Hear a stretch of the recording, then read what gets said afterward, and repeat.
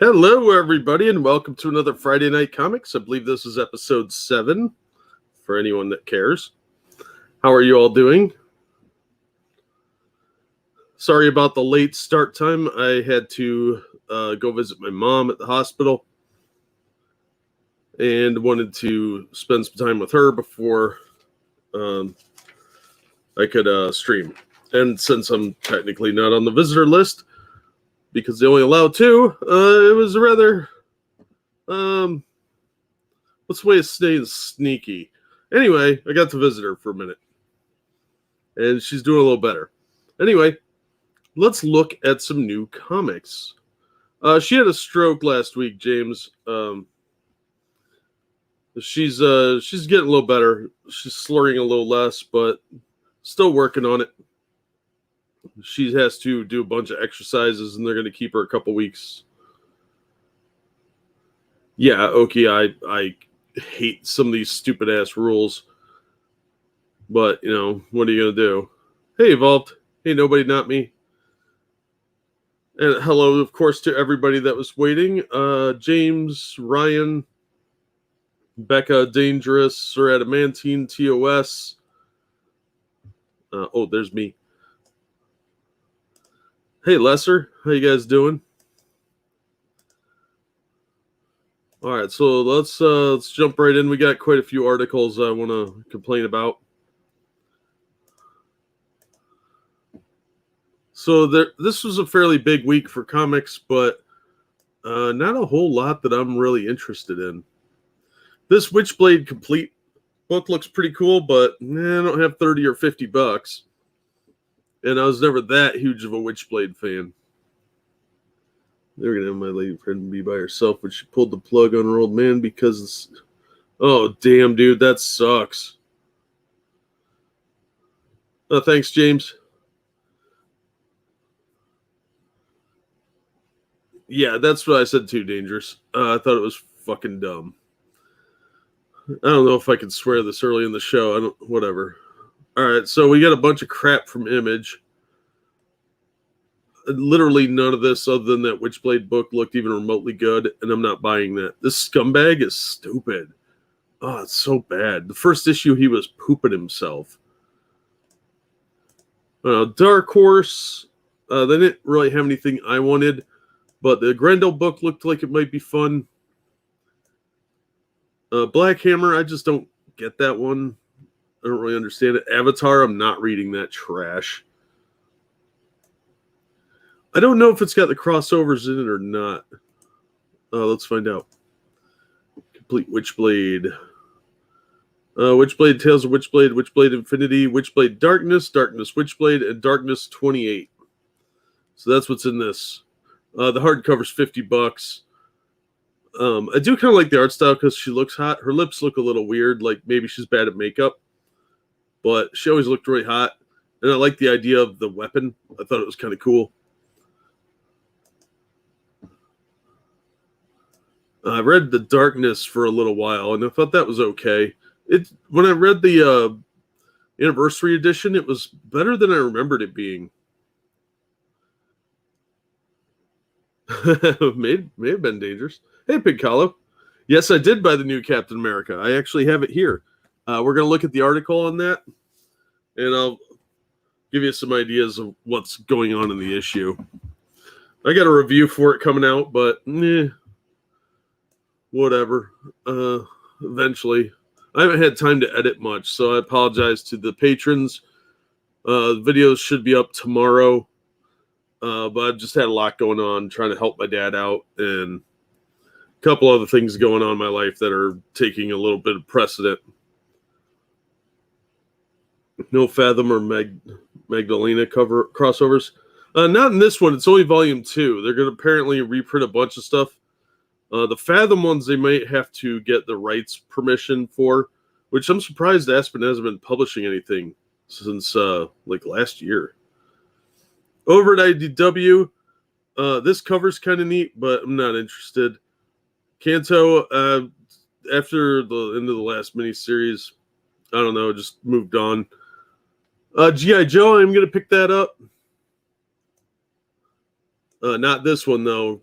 I'm going to get a Real American Hero because written by Larry Hama. This is garbage, and it's definitely not worth $30. This John Romita Artisan edition is really cool, but it's $40. Some of these go for as much as $130. And that's because they're just like pencils. They're really big, too. They're, I don't know, I want to say about 18 inches tall and about a foot wide. They're really tall books. And they don't collect a whole lot, but they have just the pencil work. It's all black and white. They're really cool. I just can't afford them.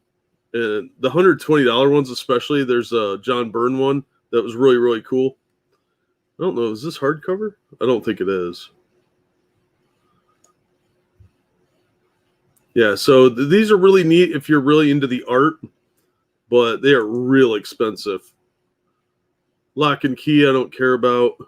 This Star Trek issue, I'm going to pick that up. It's a reprint of Annual 1 of the second DC series from, I think, 89. So that's actually just a reprint, but it's a pretty good story. And it's worth checking out. So if you never read it, it costs about $6 to get the original. So just pick up the new one on the newsstand. Hey, Kat, how you doing? Hey, Viking.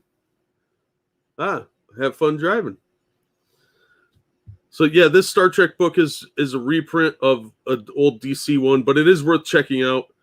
It was really fun. At least that's how I remember it being. I bought it when it was new back then, but since the original one is going to cost you about $6 anyway, you might as well just buy the new one, which will be nicer paper because IDW actually does pretty good paper, and it won't be all faded. And they'll probably remaster it a little bit too. I'm going to pick up Jenica just because it's the last issue of the series, although from what I've seen of it, it hasn't been that great. Usagi, of course, I'm going to pick up because that series is awesome. This is one of the best books on the market. It's pretty solid for, I would say, most age groups. So that's on my list. I'm way behind on a lot of stuff, though. Stupid Life. Let's see here. Black Cat, garbage. America Chavez. No, I'm not giving you money for that. Spider-Man's been shit. Children of the Atom, the second print. Why? Nobody. I still see copies of this at my comic shops. I go to 3 regular comic shops, and everybody has copies of the first issue of this. I don't know why it's in the second print. It wasn't good. It was really, really terrible. Number 2's out, and yeah, I'm not buying that. That was probably the worst comic book I've read so far this year. Daredevil, the way those stories are being told, I like the new costume. Elektra's taking over for Daredevil. I really like the costume, but I'm not going to read it because each one is like barely a part of a story. You really have to get the trades to get anywhere with it. It's just not worth it at $4 a piece. And Marvel looks like they're going to follow DC down the price jacking up hole, and they're going to go up to $5 a piece for the regular issues. Darkhawk I am going to pick up because I like that character in the 90s, but it's probably going to be garbage. I'm just picking it up out of sheer nostalgia. So they got me on that one. Because I already ordered it mainly. Marvel's been really irritating me lately, so especially with this Captain America thing. So I'm probably going to cut back on the money I give them, even though I tend to get discounts at the comic shops because of how much stuff I buy.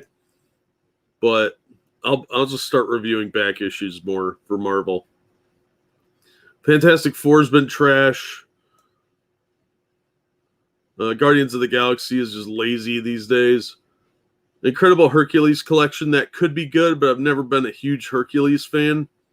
And it's, again, $45. I could just wait and buy it off in stock for probably half that. Iron Fist, I am going to pick up. This series has been phenomenally good. Yeah, Oki, for $5, just buy a back issue. You'll get something that's much better written and way more entertaining. I mean, I bought a graphic novel the other day for $4 at Books A Million.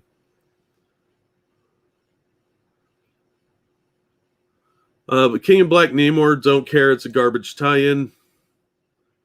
Maestro, haven't been reading. Nonstop Spider-Man was, oh my god, that was probably the second worst book I've read, was issue 1 of this. I should keep a list and do a top 10 crappy comics of the year at the end of the year. Power Pack, that's been garbage. I read that at the comic shop, and even the comic shop guy was like, yeah, this is trash. Spider Shadow might be good. It's What If Peter Parker Became Venom. Chip Zdarsky's writing it, but I'm not spending $5 on it. I'll wait for the trade and buy it on in stock for less money. If you guys don't know, in stock trades, and there's another one, I think it's half off trades. In stock is really, really good. I think Shady bought a book off there too, so he could probably give you his opinion on their service, but I really like them. They're way cheaper for graphic novels and trades because they do everything over the internet, so less overhead. So if you're looking for a trade paperback and Amazon is discounted but still too high, check in stock. I'm a big fan. Big fan. Star Wars Bounty Hunters got boring. Thor, boring. I just couldn't get into it. Thor and Loki Double Trouble. Oh my gosh, that is it, like it's poop. It's just poop. Wolverine, boring. Avengers Onslaught, that graphic novel is probably pretty good, or a trade rather. It collects quite a bit of stuff from the Onslaught storyline. Yet again, they made Xavier evil for a minute there, but this is the follow-up one. These were pretty good at the time. They weren't the greatest, but they were entertaining. So I'd probably buy this before I bought any of the new Ethno State X-Men stuff. So for Marvel, I'm going to pick up Iron Fist and Darkhawk, and that's it. Then we get into Dynamite. And the final issue of Dan Abnett's Deja Thoris line is in. So I'm going to pick that up. I'm really far behind on those, but it's Dan Abnett, so your odds are pretty good. He's only written a few things that I've really been distasteful of, and that was Vampirella, Dark Powers. That one was garbage, and I can't even remember beyond that. I think the second volume of Resurrection Man was pretty weak, but otherwise, not too bad. Thor and Loki, yeah, it does dangerous. It really does. So I'm going to pick up Deja Thoris, just the regular cover. I'm not one of those guys that buys all the covers, so I'll just get whatever one the comic shop guy gives me. He tried pushing the cosplay ones, and I'm like, I don't find these women attractive. And he judged me pretty harshly on that one. Clash of Kings, no interest. Just get the trades. Red Sonja. Classic Red Sonja reprint for $50 for Virgin cover. No, I'm not giving you $50 for that. Why would you think I'm giving you $50 for a regular comic? Graded $90. Screw off. You can buy this in the store for $4 and send it in yourself for a third of that. Red Sonja Superpowers #4. I'm going to pick that up. That was a surprisingly good series.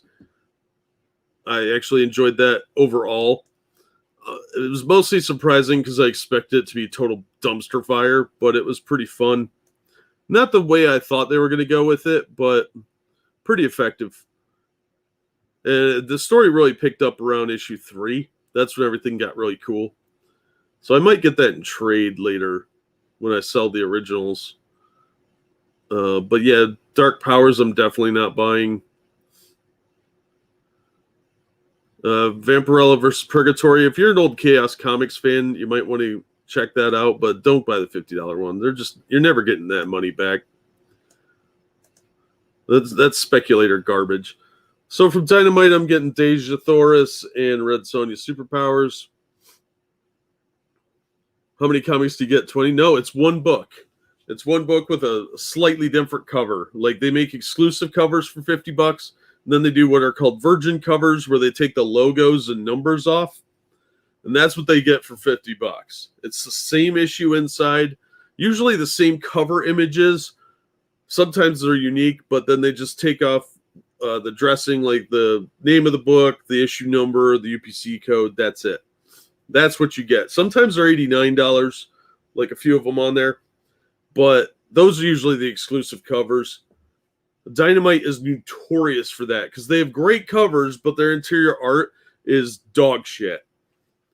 So I have a real problem with that. I think that's just scamming rubes, which I don't really take issue with that per se. I just find it morally abhorrent that they want that much money for something like that. If they were saying 25 or 15, I'd be like, fine, whatever. But 50 seems a little usury to me.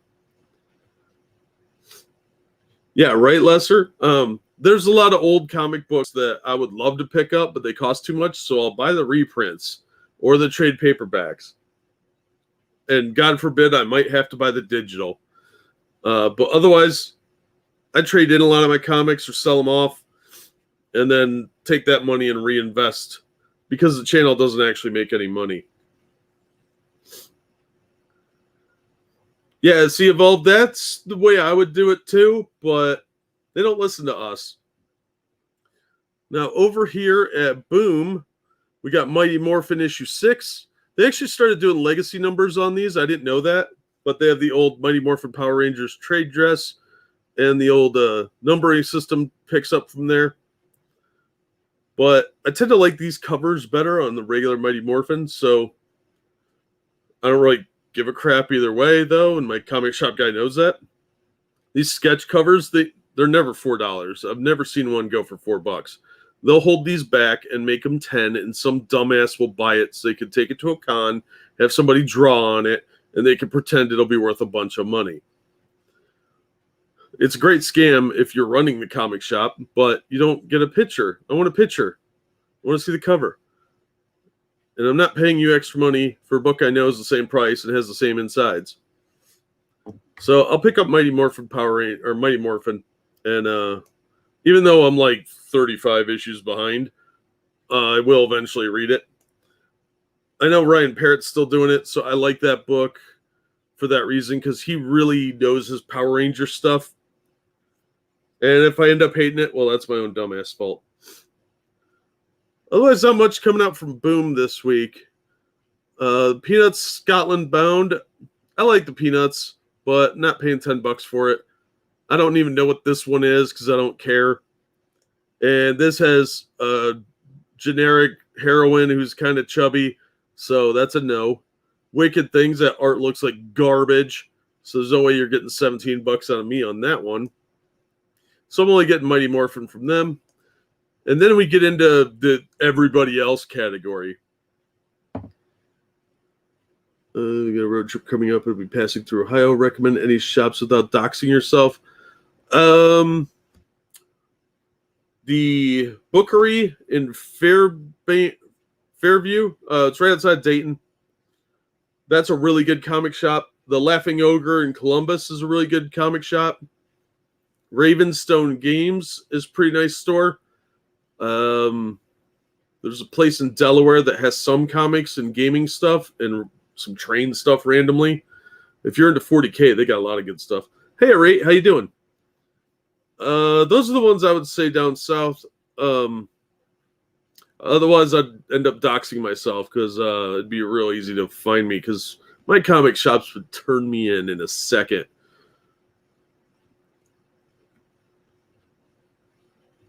So yeah, that's the best I could do. Is those are the biggest stores in the state, the best ones I would say that I can give you without doxing myself. But hit me up if you're going to be in another city beyond that. Let me grab a drink. I got some Coca-Cola left over.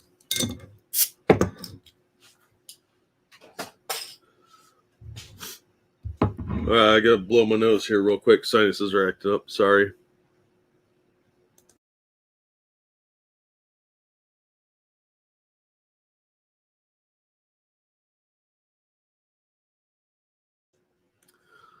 Yeah, okay. 40K stuff always goes for a lot of money. Even the older models. It's amazing how much people want for that crap. When I sold my stuff off back in 2009-ish, I sold a bunch of my armies off. I had at one point like 7 armies. Sold off most of them, and I got like $150 per army, and that was nothing. And now I probably would have got about 1,000 for that crap. But they weren't that good of armies. That Dark Elf army really sucked ass. But I only paid $100 for that one, so I actually made money. The best way to do that is find a store that's not going to sell it anymore and is liquidating stuff. That's kind of hard sometimes, but that's really the way to do it. And sometimes you can find people on eBay that don't know what they're selling or just don't care. And you'll have to repaint their minis, but sometimes you can get good deals on the older style models. Yeah, dude, if you can bank some money off them, sell that crap, make some cash. These days, that you never know when you're going to need it, the way things are going. So, we used to call Archie the homeschool comics, because for the longest time they were, but these are still consistently written well.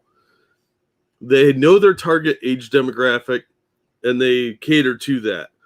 They are expensive, but if you're looking for a safe kids comic, that's probably the way to go. Plus, some of the stuff they've done, like the Vampironica and Jughead the Hunger, were pretty entertaining. They're aimed at teenagers, but it's very well done for the demographic that it's aimed at.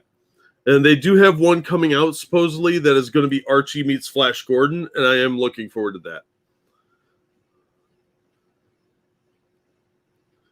I would get one of the larger models just to have. Yeah, the models are cool, man. I used to have a bunch of them, and they'd make you paint them for tournaments. So I'd dunk them and just let them dry, and they all looked like god-awful stuff. But, I hated painting. I'm awful at it.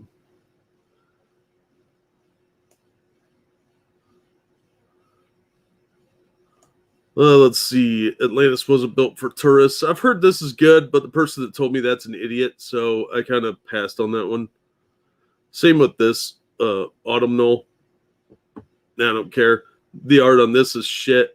That looks like a special needs kid drew it. The nose is way over here, and the mouth is up here. That makes no sense.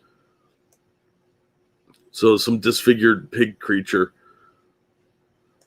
Blowtorch I'm going to pick up. This looked interesting. I don't know anything about chess, where this character comes from, but it sounds like he's a Punisher type character. So I'm going to pick that up.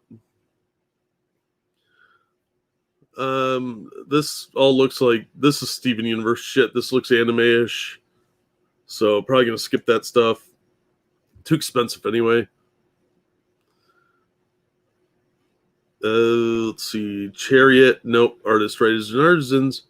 And here you get the Dynamic Forces overpriced crap, graded $77, $89. Signed stuff for $50. Sketched for $80. Yeah, I'm not interested. Dinosaur Explorers, great title, garbage art. The Doctor Who stuff is woke trash, unfortunately. And they don't have any of the interesting Doctors, just the 12th and 13th one lately. A duplicate rather, looked like it might be interesting, but it's only a 3-issue miniseries, and I don't know how they're going to compress a story there. Garth Ennis Tankies, I've heard is good, but I'm not picking that up either. George Martin, no. Godzilla, nah, I'd be interested, but no, too expensive. Kingdom Kong, nope. Bunch of other stuff I'm not buying here. Most of these look kind of lame. Locust might be good, but I'm not going to pick it up. But I am going to pick up Man, Goat, and Bunny Man, issue 1 of 3. These are, for those of you that don't know, in Prince George's County, which is near D.C., there have been stories of a goat man on a lover's lane and the bunny man, which was a drunk guy in a bunny suit wielding an axe. Not at the same time, mind you, not even in the same locations. The bunny man was hanging out near a housing development in the 70s. There are actual newspaper articles on this. And the Goat Man was a giant goat man, sometimes carrying an axe, sometimes not. So Xenoscope has once again taken some public domains legends and converted them over into a buddy cop comic book. So I'm going to pick that up because I think it sounds funny. And Maniac of New York, number 3, that's effectively a knockoff of Jason Takes Manhattan. They call him Maniac Harry. But issue 2 actually changed things a little bit, so it actually got pretty good. Yeah, it's 3 different colors for game armies evolved. But yeah, I've just dunked it in 3 different jars of paint over time, and they all looked garbage. When I actually tried, it was even worse, sadly. So I'm going to pick up both those books. I don't care about this one. This looks stupid. Europsyche, it's lazy pseudo porn. These are kind of good. These sort of detective stories, but sometimes they're trash, so it's a little too hit and miss. Mississippi Zombie, cool title. Art looks like garbage. Murder Hobo, it's not as fun as it sounds like it could be. Night Hunters had possibility, but my comic shops couldn't even get it in. Paranormal Hitman was sadly bad. Phantom on the Scan looked like it might be good, but I just passed on it because I was already getting too many comics.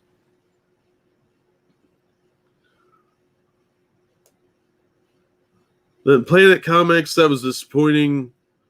You got your Pokermans. Robin Hood Vigilante, this is a good trade paperback. That miniseries was a lot of fun. Robin Hood has to actually kind of go on the run. It was a fun story. Good old school comic action. Howard Mackey wrote it. The Savage is trash. These are all boring. The Spy Who Raised Me. That's not even a good play on the James Bond title. It's more woke crap from the look of it. Super Babes starring FemForce. FemForce was a public domain team that they threw together and did a lot with back in the 80s, and they've been kind of off and on coming out since then in different guises, mostly as FemForce. So I'd probably buy this, but I can never get it in at the shop I tend to order from, and the other ones don't carry it and won't order it for me. Wayward Legends I didn't bother with. White Lily, I am missing this issue, so I'm going to pick that up so I can finally review the rest of that series. And that's really it. So from them, I'm getting Man, Goat, and Bunny Man, Maniac of New York, White Lily, and I can't read my own handwriting on this sheet of paper. The Blowtorch. That was the other one. So let's look at DC real quick. If I can get the tab over here. This is kind of spinning out. This Batman the Detective was unfortunately spinning out of the Future State, which was just a redressed 5G where they're replacing a lot of the characters. Urban Legends looked like it might be good, but I'm not paying you $5 for it. Justice League Last Ride, I might get that, but I'm probably not going to. Harley Quinn, I'm not picking up. Same with Legion of Superheroes, Mad Magazine, no. The New Gods, no. Superman, no. Rorschach, no. Joker, I'm going to pick up. That first issue was really solid.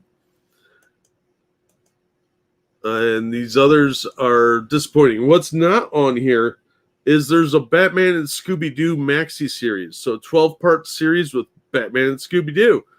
It's only supposed to be about $3 or $4. So I'm going to pick that up because it looked pretty fun. It had the classic style art. Oh, hey, Pete. How you doing? Morning. So I'll get that. All right, so that's the new books coming out. Let's dip our toe into some articles.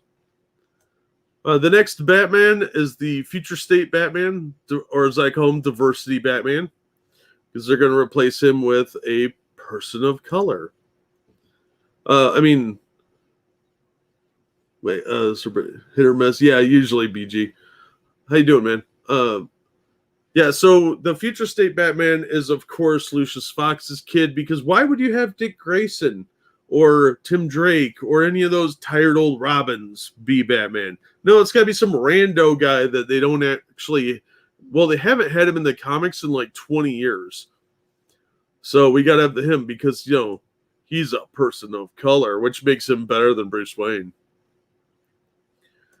So Jace is going after Gotham City's most toxic online troll, because that's where our superheroes have to fight now. Internet trolls. Oh, they already have a Bat Hound, Ryan. His name's Ace. And he's way cooler than Scooby-Doo. So they're continuing the next Batman, Second Son.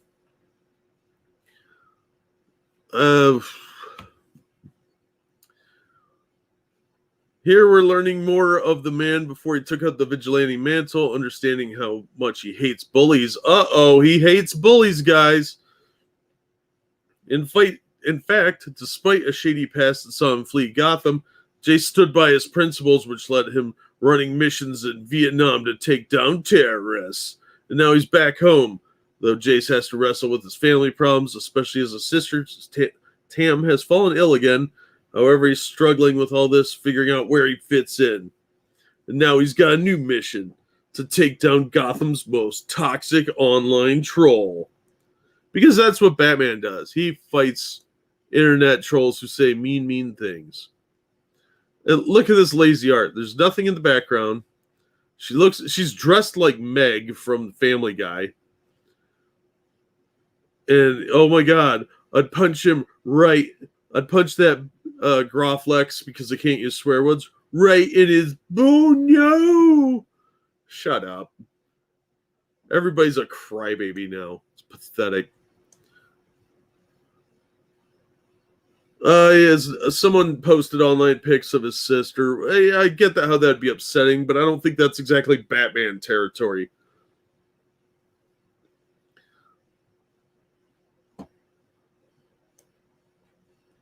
Jace is pretty pissed because with over 1 million followers, it seems this person's been seeding out crap after the Fox family since they inherited the Wayne fortune. Well, more like Catwoman stole it and gave it to them. They didn't inherit anything. Batman didn't die. Bruce Wayne is still alive in the comics. That's led to racist harassment on the internet, because of course it has, which has pushed Lucius over the edge recently, fracturing Luke mentally too. Yeah. Luke's a shit character too. That's the actual art, Oki, not concept art. Yeah. Yeah, Pete, we're going to talk about that. I got the article. It's pretty crazy. It's not like Batman could get any worse than Tom King's therapy journals. True, but that was actually Bruce Wayne. This isn't. This is Tim/Jace Fox.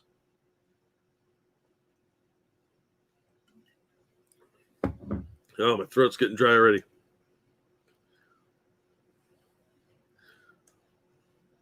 Jace has a temper problem too, and he's a killer, but of course he's being warned not to murder anyone. You're canceled, man. Look at this. Look how that looks like an action figure that they just traced over. At least this time, some of the bad guys are people of color. Usually it's just straight white dudes. The _dark_night. Yeah. Hashtag resist. Of course, I have over the years stated several times that using Groflex in place of swear words, it's the little symbols they use, is lazy. And judging by the art, the writer is almost as lazy as the artist. I mean, I'm surprised there's actually lines here. They don't go all the way down because that would take effort, I guess. And what kind of pose is this? And it looks like he was driving What is going on here? It's just lazy. Everything about this is garbage. DC is really, really trying to be Marvel 5 years ago. Jace warns him to stay offline or else he'll be canceled in a different way. Yeah, pretty much, BG. Or they could have got John Paul Valley back. So they're impressed that he didn't murder anyone. Okay. Whatever. You don't let Bruce Wayne murder people. Why is this a big deal? So that just annoyed me. I thought that was stupid. Yeah, the backgrounds are straight up awful. Everything about the art style is lazy. It looks like... Now, if this guy had been in high school or doing an indie book, I'd cut a lot more slack. He's probably new, or he's at least working in the indies where his work is at the level where he can keep practicing and refining his technique. For DC to be paying these people money is appalling, especially because they want $5 for that shit. All right, next up, we're looking at Space Jam. Space Jam! Now, remember they canceled Pepe Le Pew from the movie, but the characters, the Droogs, from Clockwork Orange are in the movie. You know, the guys that rape a chick on camera? Yeah, literal rapists are in the movie, but they took out a guy who's effectively a sexual harasser. At most. If you really want to get crazy with it. This is, I believe, from Bounding Into Comics. Oh, Esquire. Even Esquire thought this was a little uncalled for. A cameo the kids will love. So somebody didn't... Characters in the background have been identified, like Blue Falcon's back here, which is fine. But the Droogs? Did no one even think that? Did you guys see the movie? So, and LeBron James gets like a lecture from someone in this too. But we're going to see Voldemort, Pennywise, and Gandalf. Those are all in the backgrounds. Pennywise, I don't get that one. But the Droogs? Really? And the trailer came out. So you can actually see the trailer. And of course, the Droogs from Stanley Kubrick's 1971 film, Clockwork Orange, which originally had an X rating, remember. They had to take out 30 seconds of it from that rape scene, supposedly, to get an R rating. And they're hanging out with the flying monkeys from Wizard of Oz. That's lovely. The book is actually a little more vile because the main character, I think his name is Alex, he fucks some 10-year-olds in that book. It's pretty fucking disturbing. Clockwork Orange, I haven't seen that movie in years. I haven't either. I didn't actually like the movie that much. I thought it was a little overrated, but I understand what they were doing with it and why people like it. It just wasn't for me. Yeah, while singing in the rain. Yeah. Well, they got actually trained artists are making more money doing their own work. Yeah, pretty much. And they've made it a point that they do hire off Tumblr. Oh, I'm sorry. Thank you, Okie Native, for the donation. If comics in general and DC Marvel specifically get much worse, I'm switching back to manga. I don't blame you. Seriously, if you're not willing to put up with the garbage art, I would not blame anyone for leaving, especially as bad as Marvel's art has been. DC's quickly catching up with the low production values. It's pathetic, and they wonder why they're losing out. But thanks, Oki. I'm sorry I missed that. It's a little difficult for me to pay attention. Oh, thanks for subscribing, Mr. Moo. Yeah, that's kind of where I was at with it too, Zombie. I figured I should be high, and I don't really do that, so just didn't work out for me. It is a little... I don't like villain movies that much. I mean, they really have to be kind of good. A specific type of villain movie to get my attention. I just don't like that stuff. Yeah, pretty much dangerous. Nobody thought this through. They thought Pepe Le Pew was a much bigger issue.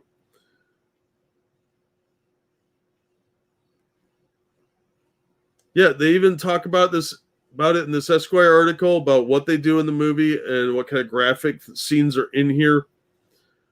So I don't understand why they put this in Space Jam. especially after the stink from Pepe Le Pew. Did they think nobody was going to look?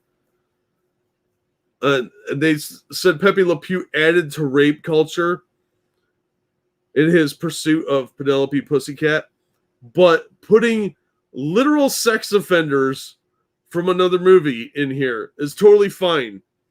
But a guy who is attempting to court someone who's a stalker, sexual harasser type, fine. You want to take Pepe Le Pew out, whatever, you crybabies. But this is disgusting. This is lazy. So that made me mad. Oh, they're totally killing print comics. I don't get why they're doing it. There's money there. I mean, look how much money people have raised on Indiegogos and Kickstarters. It's amazing. Todd McFarlane pulled like, a couple million? It was a lot, as I recall. And a lot of that stuff hasn't even shipped yet. I'll look that up quick.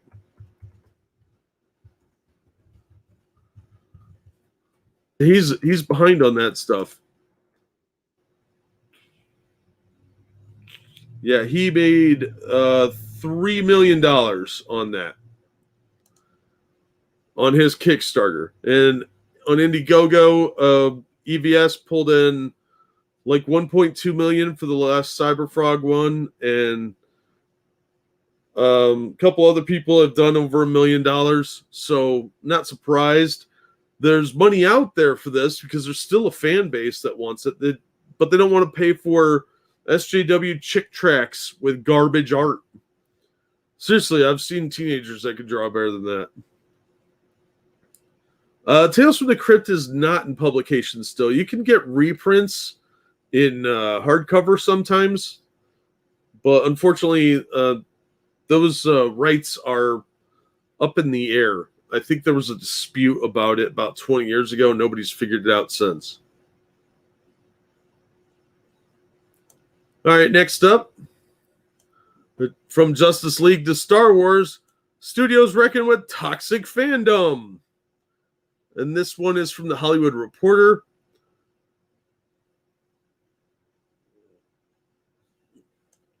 If you're speaking out, you have to speak out for everyone. So this is just another way to discredit fans. Along the way, Snyder's fans raised $500,000 for suicide prevention in honor of the filmmaker's late daughter. Despite the positives, a vocal segment of fandom used social media to threaten and harass fellow fans as well as Warner Media execs they perceived standing in the way of the Snyder Cut. In an interview with Variety, CEO Ann Sarnoff said, "I'm very disappointed in the fans that have chosen to go to that negative place with regard to DC, with regard to our executives. No, it's because you guys are assholes. And some people were being jerks, and a lot of those looked like sock puppet accounts." They don't ignore unsavory elements. They insult their fans all the time. Sony watched Trolls Attack its 2016 female-led Ghostbusters reboot. No, everybody just said it was a stupid idea and it's not going to be good. They didn't sit back and watch. They egged it on. And you can see that with the way Paul Feig responded to people and said it wasn't a movie for men and things like that. This is a hit piece, which is usually what you can expect from this crap. Oh, hey, Dark. How you doing? Yeah, Pennywise is going to be in the background along with other... I don't know if you saw Ready Player One, Pete, but they basically just licensed a bunch of people from other various studios and movies, and we're like, oh, look at this guy in the background to hide the fact that we don't have plot. They're kind of doing the same thing there. Let me know what you think of that when it comes in, Viking. Yeah, it's lazy marketing ploy, BG, and they think it's effective, but it's really not. Most people have kind of tuned this out by now, the people that care. But doing this in major publications like the Hollywood Reporter still get them notice. And it's a way to kind of massage the egos of the studios. They call these guys up and say, hey, this is what's going on. And then they write a hit piece and then like, oh, see, the Hollywood Reporter's saying it's not our fault too. It's these evil online internet trolls and Russians, blah, blah, blah. The host of the High Republic, she is a bitch. I read her Twitter feed, and my opinion is she's a bitch. And she's kind of a racist against white people. And I think she's kind of a racist against Asians. Those are just my opinions. I don't know this woman, what she really thinks, but her comments are pretty vile. So when people said they mean things about her, they were just saying that they didn't agree with her. And of course, that's attacking her. No, people just don't like you. Welcome to the internet, honey. And of course, they blame systemic racism, which is the boogeyman.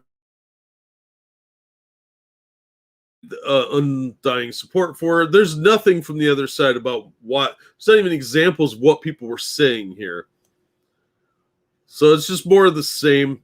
And you can expect to see some more of this as places like the Mary Sue fade from relevance. Some of the bigger companies are going to take up the mantle of going after fans.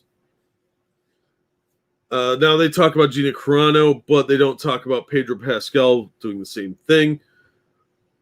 Or even what she really said. It's just hit piece after hit piece.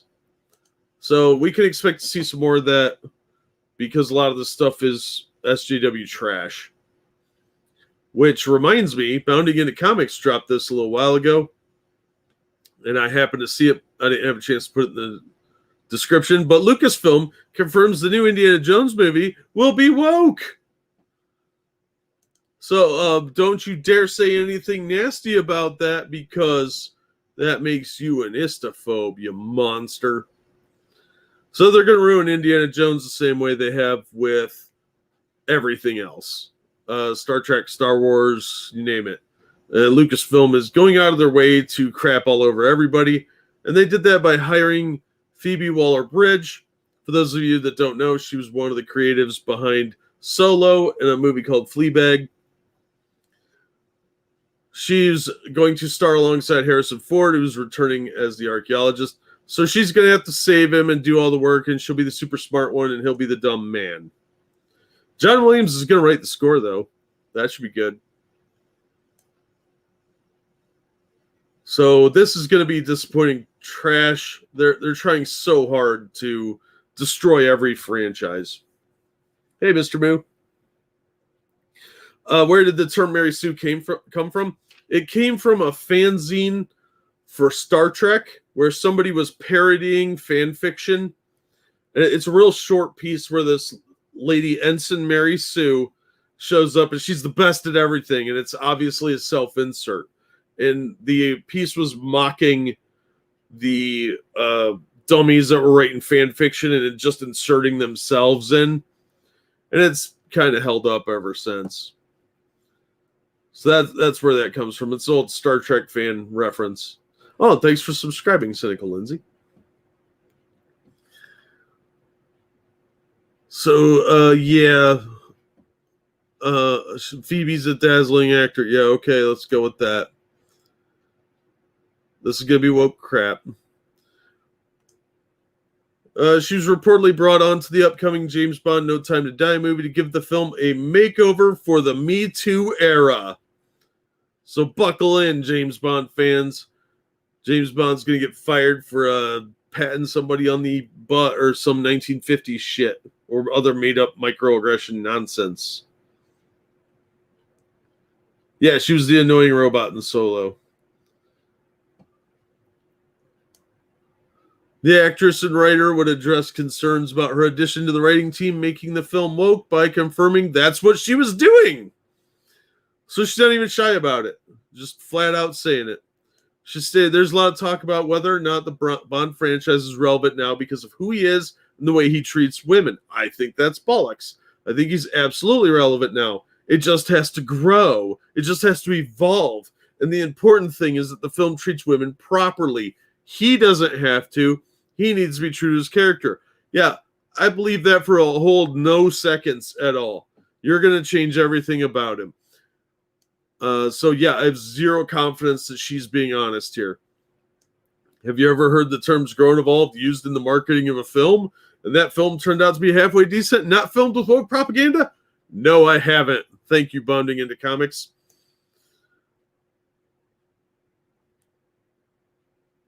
In the film that can blah, blah, blah. Yeah, there's the robot she played. She's an outspoken feminist. Speaking to the BBC, the actress referred to a scene from her Fleabag show claiming she would trade 5 years of her life for the so-called perfect body. Yeah, she's another train wreck person. So yeah, she's joining Indiana Jones. So get ready for woke Jones. How sad is that? Indiana Jones is gonna suffer the same fate. I mean, if you thought that Kingdom of the Crystal Skull was bad, you ain't seen nothing yet. Hollywood is very slow to turn. They're corporations. They don't adapt quickly. So they still haven't figured out people don't want to see this trash.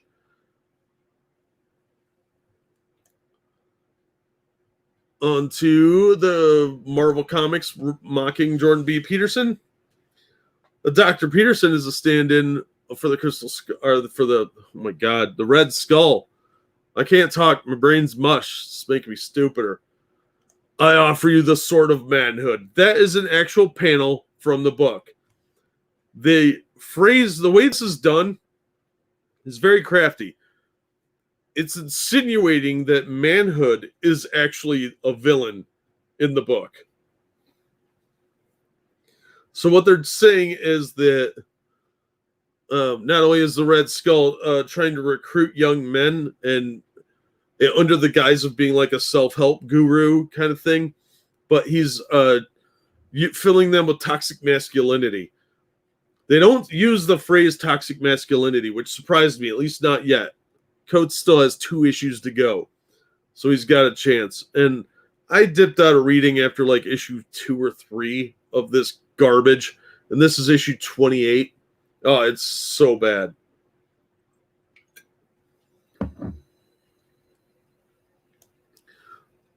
So, Canadian author Jordan Peterson appears as the inspiration for the villain in the latest Captain America, calling it a surreal event. He's playing a little too into the meme, but I did find the lobster doubling as the Hydra logo pretty funny. But yeah, this is what he did here. 10 rules for life instead of 12 rules for life. Chaos and Order, Carl Luger's Genius, and the Feminist Trap. For those of you that don't know, Carl Luger, it's a double entendre here because one, Jordan Peterson loves Carl Jung, but Carl Luger is a real person. He was what they call a proto-fascist. He was one of the inspirations for Mussolini and Hitler. What he did was he was a politician that leaned heavily in those directions and set a lot of the foundation stones in place. If you get a chance to read about him, I would recommend reading the Wikipedia. It's pretty interesting how much he inspired a lot of the fascist movement and his role in all of that. So that's an actual person, but calling him a genius is pretty disturbing. And comparing Jordan D. Peterson to anybody along that lines is just ignorant. It was pretty sickening. So Cap's talking to this police officer who looks like a generic, lazy version of Commissioner Gordon. And he's like, I found the shield. You found the badge. They found the skull. Oh my God. So we found causes. They found a guy that tells them to clean their rooms. Yeah, the narrative really is more important here than the bottom line. They don't give a shit about the fans at all. You're absolutely right, Pete. I don't think they're going to realize that this is a losing fight until they've lost a lot of money, and even then, the diehards won't care because they'll just move on. Polly was right when he called them cultural locusts. They do move on to another place and just strip it bare, and they'll bounce around to all these different things. That's why you see places like the Mary Sue struggling, and BuzzFeed, and a lot of these other places, HuffPo, they're having all these layoffs because they can't get venture capital anymore. They burn through all the money and they're not making any back. But the people that work there don't care because they'll just move on to another site. They know about that, but they can feed the Twitter cancel culture and can't get out from under them. Yeah, a lot of them.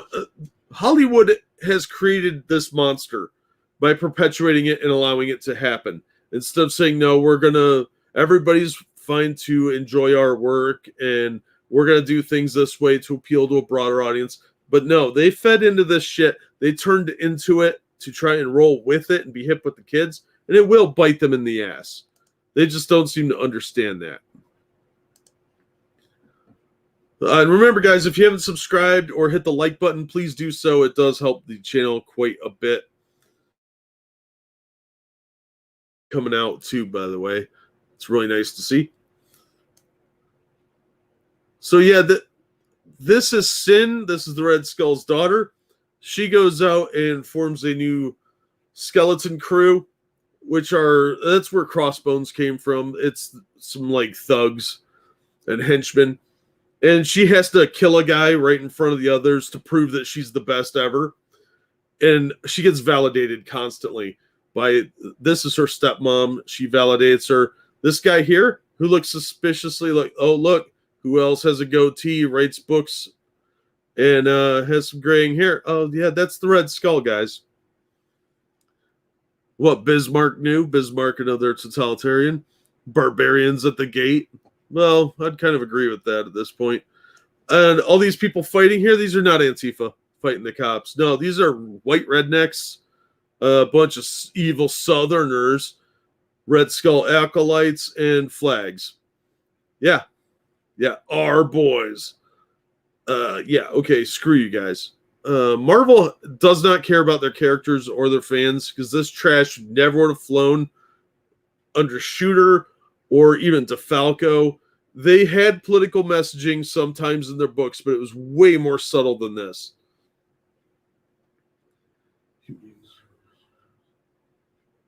Oh, absolutely dangerous, and they'll tell you that. Hail Lobster, nice. So yeah, this issue was abhorrent, the way they handled things. They weren't even subtle. Let's see if I can find some better examples. So not only did Sin have to get validation, Agent Carter gets validated by Cap.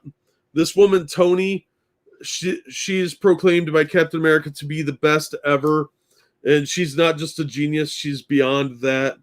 Agatha Harkness shows up, and Cap just kind of sticks around with his thumb up his ass while she does the work.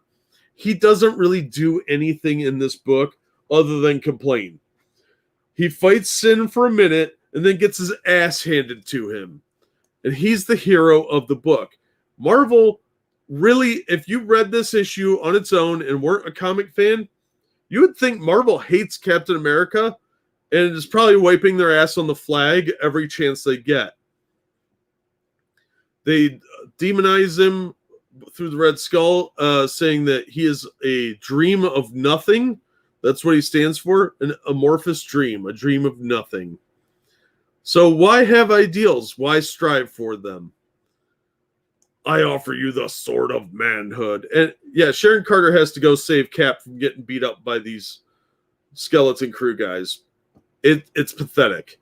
He was such a beta in this. He did nothing heroic other than kind of talk down to the cop and whine about other people's ideas.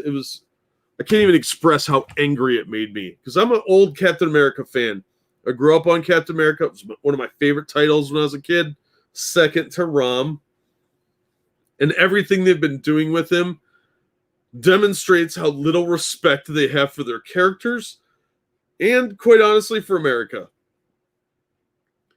The memes have been pretty fun, though. There's some pretty good memes where they took Jordan Peterson quotes and put them on Red Skull.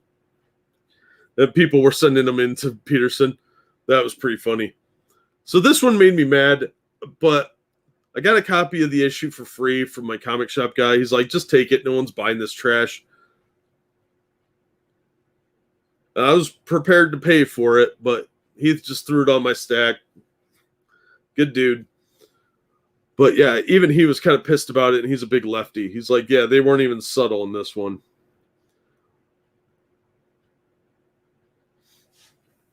You need some fancy toilet paper. I don't know if this is even worth being toilet paper. Yeah, this issue was $3.99. Paper quality really wasn't very good either. A lot of the independent companies like Boom have really nice paper quality. They're charging the same price as Marvel and DC. And Marvel's paper quality is really, really bad.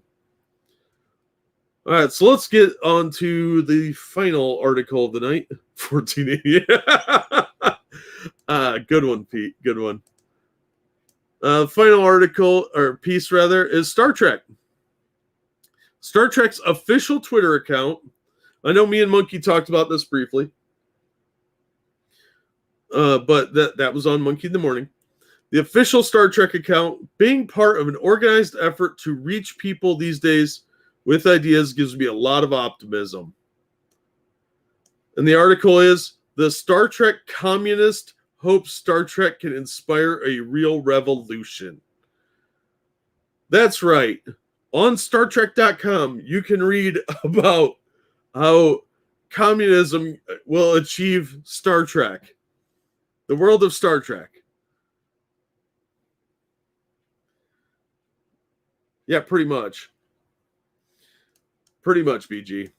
So I went over and, whoopsie, autoplay on a different video. I went over and pulled up the article and got the archive so I don't give them any more clicks. It's disgusting. If China, Russia, or Muslims became the dominant culture, we'll treat them as second-class citizens at best. No, they'll put them in camps, like they do over there, which they're doing more to Christians now too. Over in China, they've been stepping up their sweeps of Christians, getting them to denounce. So, despite the fact that Star Trek had money, had the credits, all that stuff, they have replicators. It's a system where there is no want. There is no rarity. It's a post-scarcity society, as they call it. It would be funny if it wasn't sad, Pete. You're 100% right. The fact that I got pushback on Twitter from this, too. People saying, I even had a genocide denier, or Holocaust denier, telling me that there's no evidence for the gulags. There's no evidence for all those deaths that are attributed to communism under even like Pol Pot, Ho Chi Minh, Venezuela, North Korea, the Soviet Union. And I was like, what are you talking about? It's everywhere. You're just choosing not to see it. But I don't want to talk to those idiots too much because they're not going to change their minds. They're delusional fools. Why doesn't Pete have a wrench? The Captain America is the weather vane of the upcoming New Warriors. I'm sorry, Jack. Yeah, I know. It makes me sad, too. Comic books have gone so far downhill. It's appalling. Is that moron stepped out of his basement once his pathetic life? I doubt it. He's got all this time with the pandemic. He should be able to look up and read some books like the Russian War on Ukraine by Anne Applebaum, the Gulag Histories. There's 4 or 5 of those. Gulag Archipelago isn't even the biggest one in print right now. There's one called Gulag: A History that is really, really good. It's like $14 on Amazon. Unfortunately, a lot of people just don't know their history, and they don't want to look. It's really, really sad. So, yeah, it's pretty pathetic. And this guy's an Asian, too. He should know what totalitarians are. A lot of Asian countries have been conquered or off and on. He's probably Americanized. Will Guinan thinks he has the answer. Communism. Okay, dude. Look at this guy. This pretentious shitbag does not look like he is under the thumb of communism or has ever seen that. He looks like, I'm not going to say. The conclusion is only through a socialist revolution to overthrow capitalism, going to the next stage of human development, can you actually do that. For the last couple of years, Winion, whatever his name is, let's just call him Will, has been evangelizing this view in a uniquely Trek fashion and wearing Trek fashion to do it. No, you're just a weirdo if you're doing that. Calling himself the Star Trek communist. Dons uniforms from multiple eras of Trek, ranging from the monster maroon of TOS movies to the bright colors and sharp edges of Lower Decks.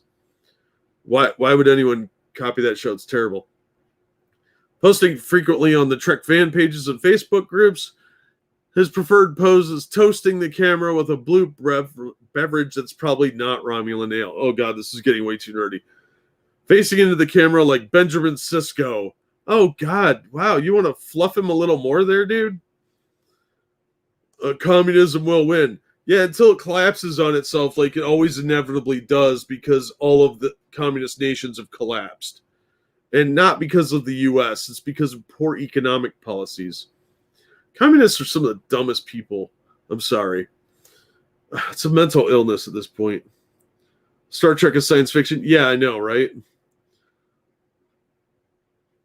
Yeah, I remember you saying something about this, Array. A lot of people misinterpret Star Trek as communist, and that's an easy mistake to make, but it's a post-scarcity society.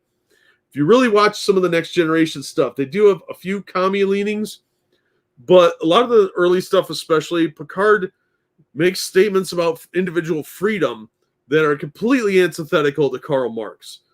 Marx is a collectivist. Most communists are collectivists. Actually, the vast majority of them are.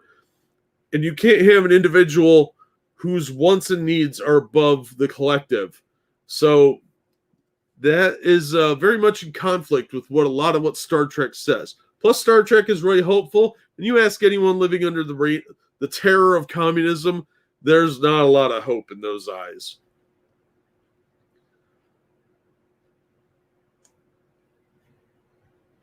So there's some cherry-pick quotes from the show. Deep Space Nine was a little more commie than some of the others, but even that was not entirely communist. How he became a diehard leftist is also a standard tale, a particularly common refrain in the last several years following the run-up to the election of 2016. He found himself disillusioned with the two major parties and went looking for further answers and somebody to take care of him. My generation, the millennial generation, were affected by the crisis that is capitalism. Oh, shut up. You don't live in a crushing society that wants you to starve to death. Fuck off. Although every generation has been affected by the excesses of capitalism. This is not a quote. Notice that. He says, some generations are more uniquely situated to witness that. That's obviously the millennial generation and the Zoomers right behind us. They were told that they just sort of go to a school and take on this debt and then you'll get a job. Well, then you fell for the same sucker trap a lot of us did. Maybe you should have analyzed that situation a little bit better. They play by the rules, right? But then they're emerged into a market that is virtually non-existent. Well, what was your major? Did you major in STEM field? Should we leave these two in a room? Yeah, I think so. Yeah, they're doing another Indiana Jones, Kyler. And it's going to be woke. So, yeah, I'm not excited by this infection of more... Discovery kind of went this route with the SJWisms. But this is the type of stuff you can see more and more of in fandom. And it's openly being celebrated. These people have infected all the fan sites, or the majority of them, I should say, and are corrupting them to these more left-leaning perspectives. StarTrek.com is openly promoting this guy's communist nonsense. And he spent a lot of money on these costumes, and honestly, I find that a little bit creepy. For Will, Star Trek serves as a valuable common metaphor to discuss politics with like-minded or people he hopes will one day become like-minded. Talking about politics with the uninitiated can be difficult, but it's made a lot easier if you talk about Chief O'Brien instead. You know, he's very proletarian, Will says. His ancestor was Sean O'Brien, a union man, and he's real proletarian. But he also plays cello. He plays darts. He's a family man with children. Ugh. First of all, you need to kind of step away from your hobby. You're a little too into it, dude. So this actually really made me mad because it's yet another example of Trek going downhill. I used to like Star Trek. I was never a huge diehard fan or anything, but I liked it. When I was a kid, I looked forward to seeing the show every week. But these guys have taken all the fun out of it and made it political and destroyed yet another franchise.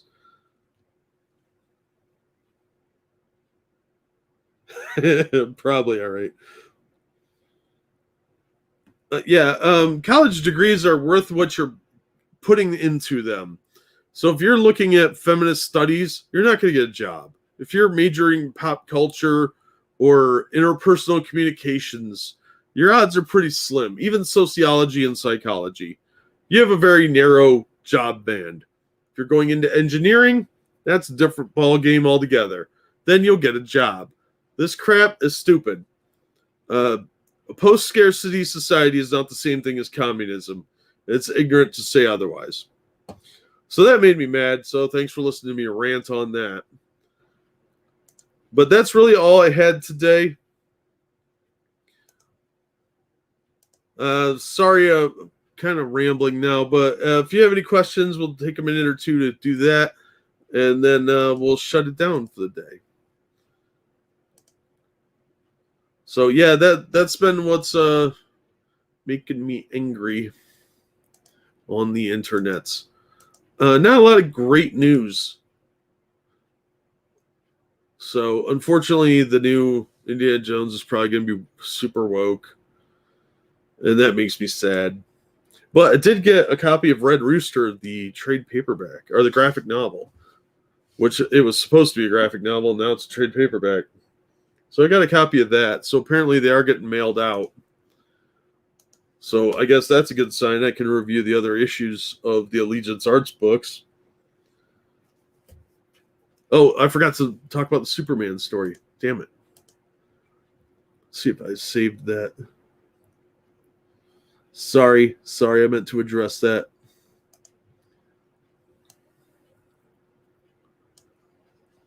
So I guess we are going to go out on a little bit of a positive note, because Rare Superman comics sold for a record $3.25 million.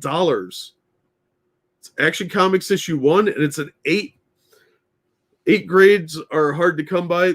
For those of you that don't know, when they put them in these capsules here, it's meant to preserve the comic, and they use the old baseball card trading grade scale to grade them. I don't think it really works that way.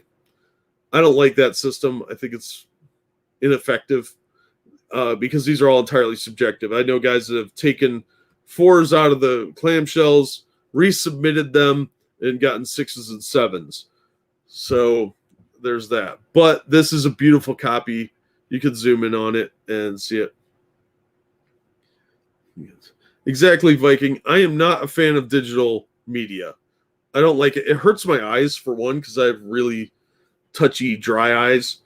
I'm a physical wreck, apparently, going into my 40s. But I like physical media. I like holding the books and reading them that way. So I don't tend to buy them. And they do make it a little easy to just delete things they don't like now. So the sale of this book set a record. The previous record was 3.2. Now it's 3.25. Now, there are not a lot of copies of this original Action Comics number 1. Because when this came out, these were disposable books. They were printed on cheap newsprint. The newspaper that they printed on was the extra pulp from newspaper manufacturers. So they'd make their newspapers, run them through the press, and then the leftover pulp and mush and random other bits of paper were used to make comic books and pulp magazines. That's why the pulp magazines like Weird Tales were called pulp. They were printed on cheap pulp paper.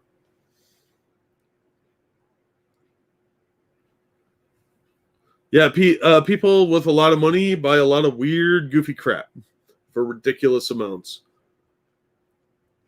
ComicConnect.com, I've never used this site, so I can't talk about its verifiability and how good they are, but it's mainly a consignment thing, is my understanding. So this book, which is one of the rare ones to be in really nice condition, like I said, they were printed on kind of garbagey paper, the old style newsprint paper, which I actually kind of like and prefer. They held up well over time, and a lot of people would buy the book, read it, and throw it away, or trade it with their friends, and they'd get all beat up that way. People didn't see them as an investment. It was disposable entertainment. So there aren't a lot of these older books around, even all the way up through the 60s and 70s. Most of the comic shops didn't come around until the 80s. There were some in the late 70s. The direct market kind of picked up in the 70s, where you could order directly from company. How to tell the difference between direct market and retail newsstand stuff. It'll be a short video, but it might be informative.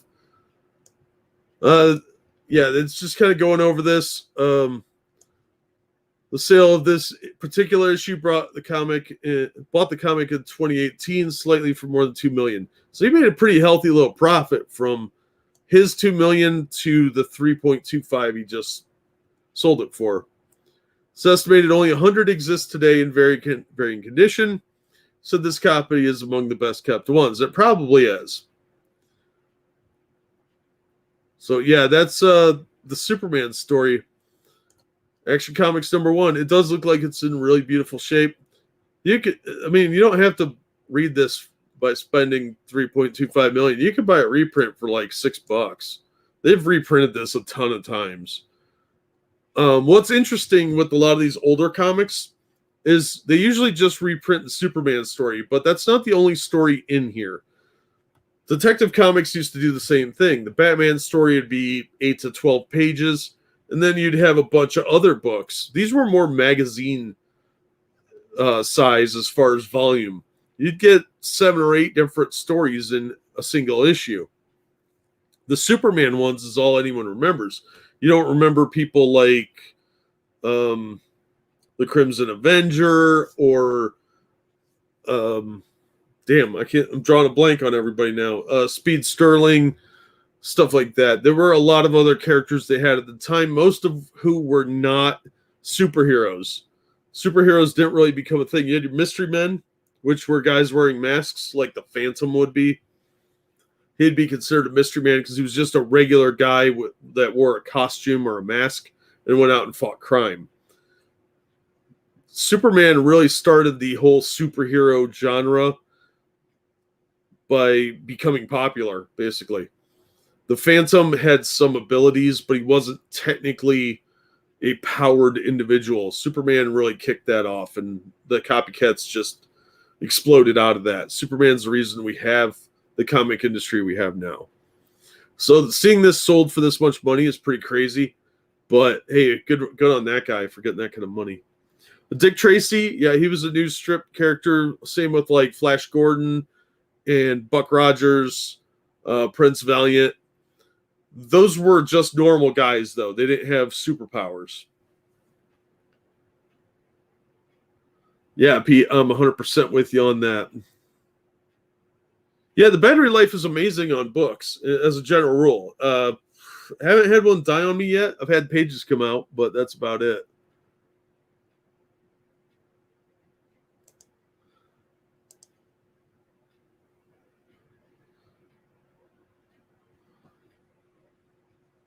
So yeah, that's a pretty good sign. There are still people that love comic books.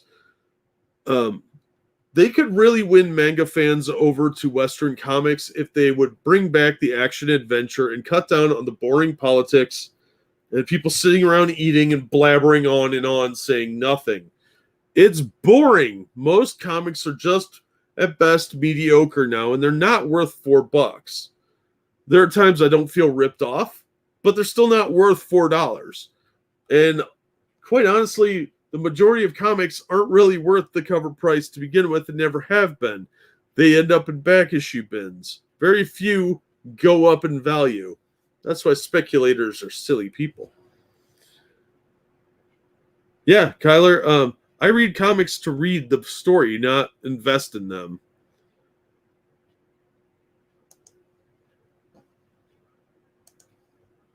So yeah, I'm really sad about some of the stuff I'm seeing in comics, but there are some hopeful measures out there. A lot of the indie books are pretty good.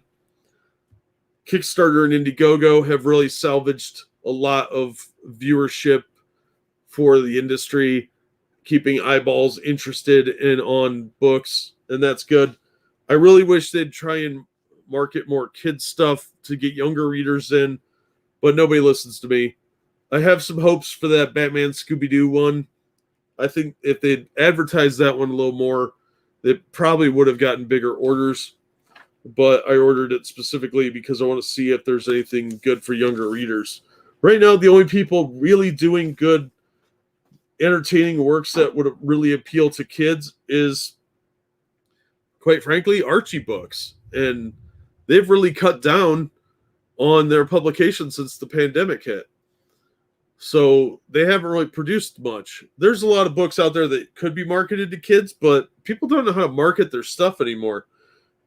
They try and do like a little bit on social media, and then they just end up arguing with dum-dums, or going out to other distribution methods like drive-through comics. But that's not advertising. That's just putting it where somebody would buy it. They don't know that it's there to buy. And with more woke crap pushing out everything else, it's really, really difficult for people to get into the industry. So really the future is probably going to be to form your own company and market it that way, or try and get a bunch of people together and do it under one banner.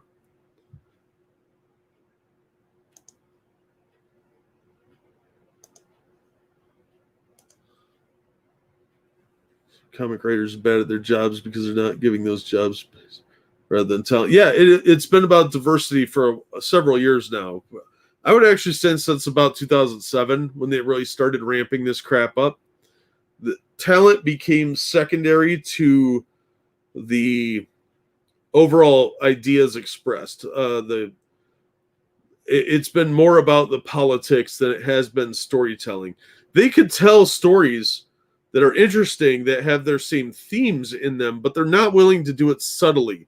They think all the readers are dummies, so they got to beat you over the head with it. That's why I call them chick tracts. It's just preaching doctrine, and you're preaching to the converted already. You're not winning new people over because it's so ham-fisted.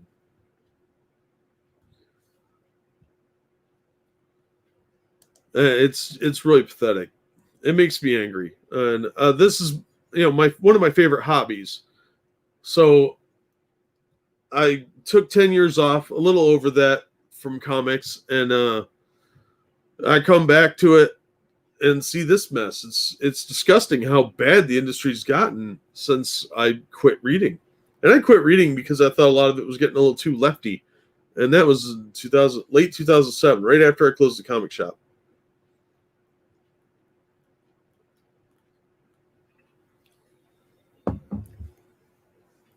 So why do they not care about profit? Marvel, they bought for the IPs. The intellectual property ownership of the characters is where the money's at.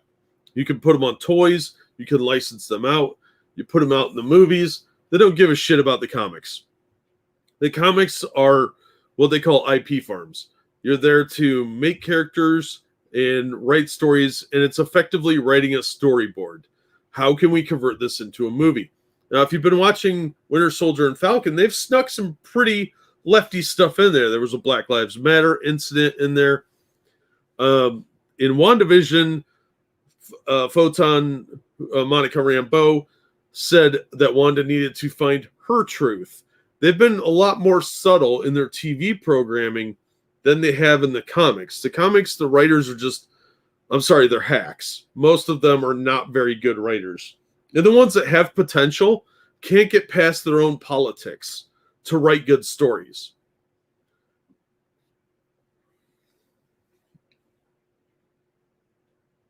They've invested they've infested everything, Viking. You're right. Video games, movies, comics, tabletop, heavy metal. They're going to destroy everything. They are parasites. They will eat it all. Have I ever tried to make a comic? I wrote a couple of ideas out before, but I don't know any artists. And at the time, that was a lot harder to find people. I've just never really given it thought in 15 years. I decided that it just wasn't worth the money because I'd just lose money on it. And I would like to at some point try and do 1 or 2 books, but it would just be something I'd give away to like the patrons, or if I ever went to a book signing and give them a comic book or something like that, because I'd know I'd just lose money on it. I don't have the talent, and I wouldn't be able to pay someone a lot of money, somebody that with talent. So kind of gave up on that idea a long time ago. I mean, shit, if you've read my books, they're not very good. I have grammar errors all over the place. That's what happens when you edit your own work. So, yeah, a collab with Grisella. I think Grisella's doing his own thing. But, yeah, he's a really good artist. I would love to work with somebody of that caliber. I just couldn't pay him very much. And I'd have to, because of the work, the ideas I would like to explore, I would have to do it as a work for hire. So I'd rather just pay him to do all the work and let me retain the rights so I could market it better. And a lot of people aren't willing to do that. But I've discovered that I don't like doing business with, never do business with your friends, but having somebody else retain rights ownership can get ugly really, really fast. Because at some point you're going to have a disagreement. And I've been burned too many times by that, especially when I did, I wrote some short movies one time to try and market it to a TV studio. It's a long story, but the long and short of it is the guys that I hired to do the film version tried to rip me off, and they tried to steal everything from me, but I had managed to copyright the script before they did this, and I spent about $10,000 and almost had to go to federal court to fight them over it. And it took about 4 years to get it resolved. I had to threaten to sue 3 universities, a church, and 2 or 3 business owners in order to get them to pay attention to my lawsuit so that I wouldn't have to sue them in federal court.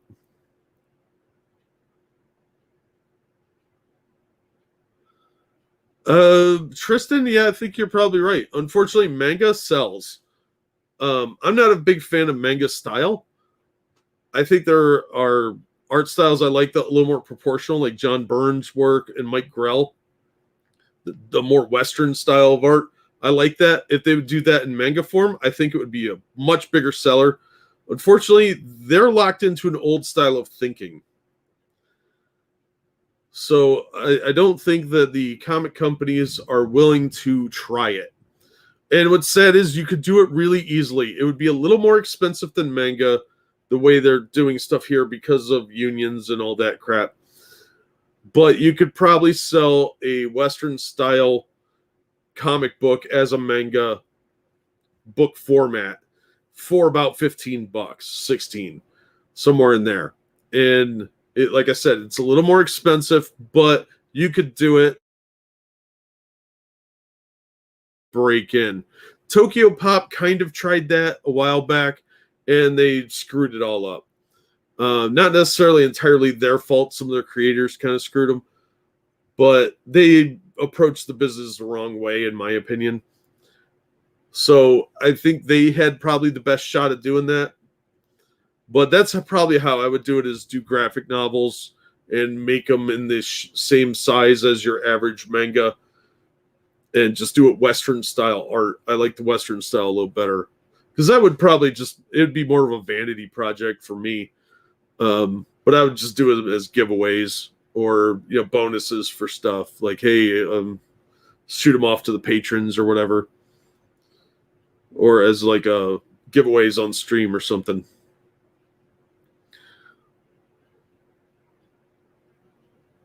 So, yeah, I do have some hope that comics aren't going to completely die off, but I fully expect DC to get folded up before the end of 2022 at the absolute latest, I fully expect AT&T will shut them down. They're getting more and more woke, and their books are getting worse and worse because of it. They're suffering pretty badly. And they're doing this big diversity push right now to put in a black Batman, to get rid of Clark Kent, all this other stuff. It's really bad. And Marvel's just kind of staggering along. And the Captain America issue really made me mad. But they've been doing that for years. I don't think Marvel's going to fold up this year, but I could see them folding up at some point in the near future. All right, well, I think I've rambled long enough. Thank you all for coming out. It's greatly appreciated. And thank you, Oki, for the donation. Appreciate that. I think DC is going to get bought by another company, maybe get bought by Disney. No, I don't think Disney will buy it because they won't be able to buy the characters. AT&T is going to keep all the ownership of the characters. The only thing they're going to sell is the DC bullet. That's the little DC logo and the trademarks for those, for the actual books, not for the characters. You'd have to license the characters. They're going to keep Aquaman, Superman, Batman, Wonder Woman, all that. They might sell some of the shitty characters, like the old Charleston ones, Blue Beetle, Captain Atom, stuff like that. They might sell those off, but AT&T is going to keep the big characters because those make money. They could release a limited edition phone with a Batman on it, stuff like that. That's where the money's at, is the intellectual properties. They might sell off the DC name and the logos, but the main characters are staying with AT&T. So it would be pointless for Disney to buy them up. Disney already owns like 5 comic book companies. I don't know if you're aware of that. They bought CrossGen after their bankruptcy back in 2003-ish. Disney secretly bought them at an auction, paid less than $1 million for the entire universe, every single piece of property, and they didn't do anything with it. Then Marvel owned Epic, Malibu. Damn, what were the other ones? They owned a couple others. At one point, they owned Skybox trading cards too. But Marvel had acquired several smaller comic book companies. When they bought Malibu, that was a big thing because they got the Ultraverse characters and the regular Malibu stuff as well. So that was a huge acquisition, mostly because Malibu was actually printing their comics because they had a new computerized system to color the comics. And Marvel wanted that, and it was too expensive to acquire it on their own, so they just bought Malibu out. And a lot of the Ultraverse stuff and the Protectors were outselling X-Men for a little while there, so that made them nervous. That's one of the reasons that they went bankrupt, was they were spending money like that. But Marvel owned a lot of that stuff that just never got reprinted or published again. So Disney owns all that crap now, too. And there were some really good comics in there that have not seen the light of day in 20 years. Yeah, Marvel took over the Malibu stuff, all the Ultraverse titles, and tried to have a crossover with a bunch of like leftover characters like Black Knight and Juggernaut and a few random X characters. And every now and then, Wolverine might show up in one for a special crossover, and then just milked it into the ground. The price went up, and it was on lower quality paper. They tried to restart everything. It was trash. It was really disappointing. I haven't read those in a long time. I've got a big stack of them around here somewhere. I'll probably review them at some point. But it was really disappointing. Marvel purposely, it seems, ran the Ultraverse into the ground so that they could shut it down and have a reason to shut all those books down.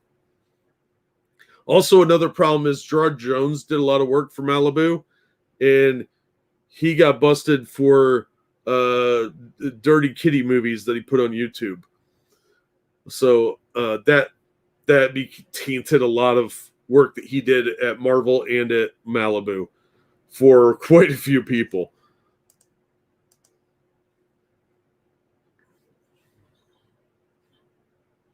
Manga isn't safe, Viking. No, they're going to do everything they can to silence opposition and get their way on everything. These crybabies are used to getting their way. There's no consequences. They will continue to do this until they destroy everything they hate or people start standing up to them and telling them no.